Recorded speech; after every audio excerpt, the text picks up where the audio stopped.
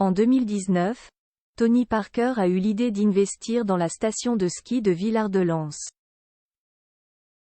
À la tête d'un projet ambitieux, l'ancien basketteur et ses associés divisent les acteurs locaux, comme l'explique Le Figaro.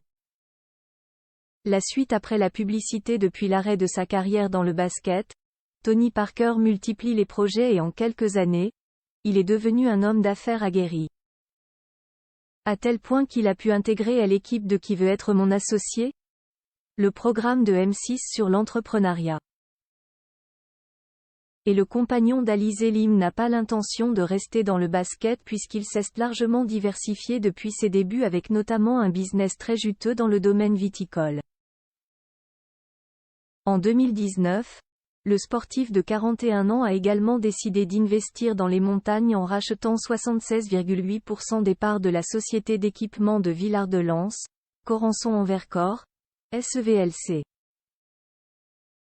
Si les gens de la station étaient particulièrement enthousiastes à l'arrivée de Tony Parker, il semblerait que certains ne voient plus vraiment d'un bon œil son arrivée, si l'on en croit les informations du Figaro, ce 20 décembre.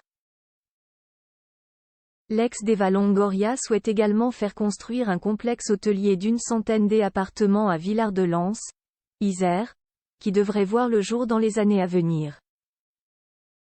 Si la municipalité soutient sa construction, plusieurs élus et habitants de la station critiquent l'envergure de ce projet à 96 millions d'euros. Certains dénoncent un projet anachronique et en décalage avec la station. Tout l'environnement a changé. Il ne neigera pas plus parce que Tony Parker est là, alors pourquoi continuer à investir dans ce modèle? Explique un membre d'un collectif opposé à la construction de ce complexe. Un projet qui divise au sein de la station pour certaines personnes à Villard-de-Lans.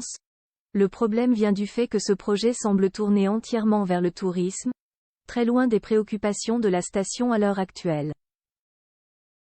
Ce qui est clivant, c'est que c'est ressenti comme un projet 100% touristique, alors que les gens n'arrivent plus à se loger et que le mètre carré atteint 5 000 € dans certains secteurs, précise un agent immobilier à nos confrères.